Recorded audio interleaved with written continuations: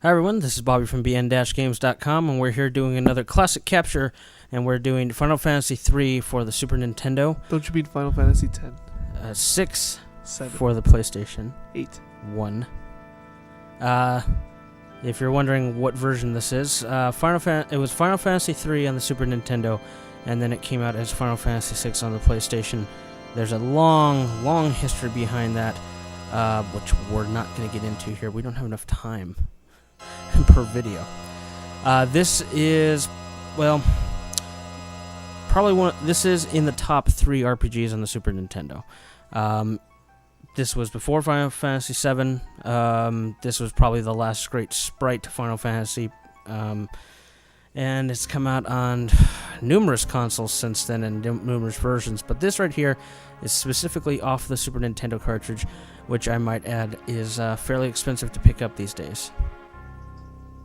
Well, most of the Super Nintendo games that are worth anything are kind of expensive to pick up these days. Yeah, this one is not as expensive as Earthbound or Chrono Trigger, which are in the top 2. This one goes for about $20-30 depending on the condition. This one I picked up for about $25 in excellent condition. And I played the PlayStation 1 version, which is almost identical, other than it adds some CGI parts, which by today's standards are really ugly. I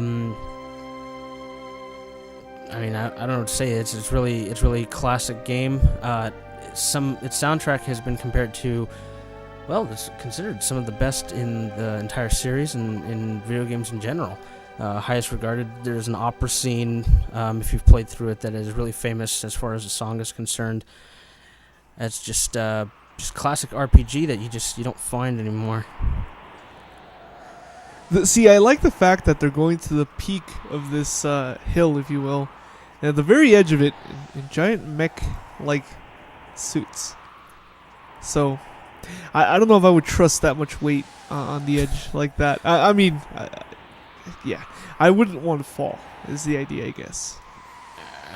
Well, I should say that I've never played through the entire thing. I've never had a chance until I recently picked this cartridge up.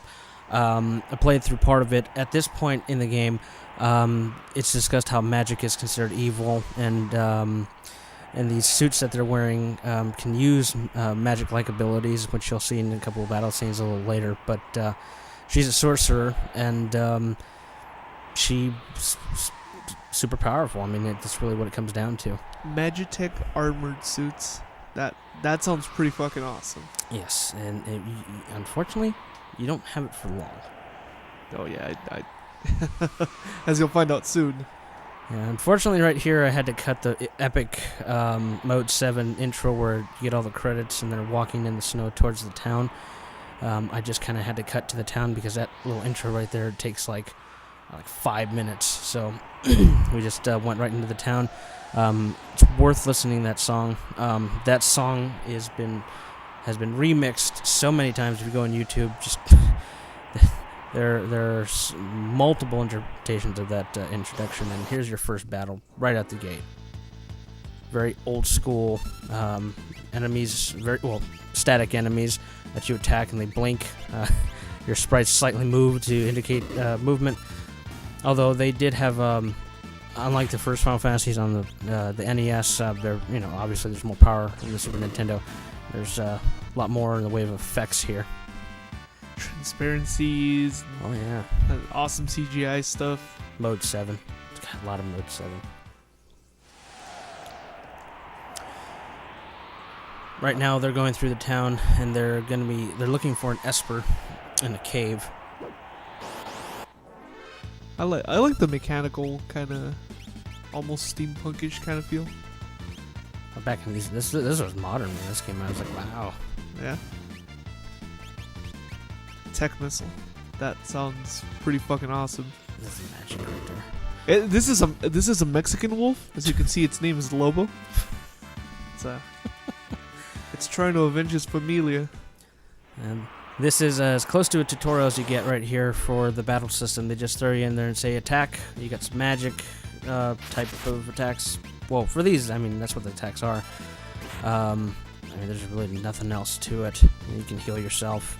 When I was playing right here, I was trying to get at least one capture of each type beam with this, with these suits that were available here. These enemies aren't tough at all. Just basically burn through all these all at once. Just attack, and you would be fine. What the hell did you just do to him? I sent him to hell. But his poor partner, why did you send them together? Well, he's going to hell right now. It's going to be a little more painful. But not as cool. You didn't like float him away. You're an asshole. But you got 32 experience points, so it's okay.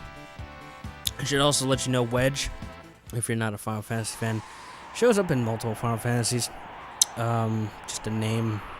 Just like, well, not as prevalent as Sid. Sid obviously being the most famous, but Wedge, Biggs, they show up in other Final Fantasies. Wedge in this one, Vix. I don't remember if Vix is in any other ones particularly. Not that I can recall. You can see here that there's different battle types. You could have them. Basically, you get surrounded and your characters are forced to be pointing in different directions. You can make them attack other monsters, but makes them vulnerable. So the one in the middle, for example, if he were to get attacked, it would be he would take more damage because he's not facing an enemy. That sort of thing. Just old school mechanics here. I mean, there's a few games that kind of take from this, but this really was the epitome of the sprite RPG. This is where it ended for some people, because when 7 came out and everything became polygonal, people stopped playing them. They used to say that was the death of RPGs. I disagree, obviously, because FF7 is my favorite, but 6, from what I've played so far, was great. I didn't have it as a kid. I think Super Mario RPG is my favorite RPG on the Super Nintendo. Because it has Mario. It's adorable. It's no, Bowser throws Mario. There's no Bowser there's no Bowser here, and there's no Bowser throwing Mario. It's a chain reaction. Wow, we just lost like 5 subscribers. Hey, that's okay. BioBlast. Anyone that knows what I'm referring to. Mode 7 at its best. They better have killed him with how pretty it was. It's surprising how pretty this is, even on the watching this as old as kid. Yeah, I had to cut some of this because there's a lot of boring walking around. Well, boring for a video anyway. I think this is the first RPG we've done so far for the Classic Capture series. Right here, they're looking at it, Esper. Might I add, this is the start of like 30 that we have on the back burner. Seriously, it's crazy. It's glowing. Yeah. Blue was a pretty good big color back then. All right, well, this was a classic capture for Final Fantasy III. It's an expensive game to pick up these days from a retro's perspective. Like I said, this cart run you about $30 without the box and instructions. There are different versions of it, the PlayStation version being the easiest to get, but in any shape or form, it's going to be fairly expensive to get. But if you want a excellent sprite-based RPG or a classic RPG, you really can't go wrong with this. This is just one level under Chrono Trigger, pretty much, for the Super Nintendo. And really isn't one to be missed if you have the system. So go ahead and pick it up, and please subscribe and let us know what you think. Thank you. Lightning. I think you died.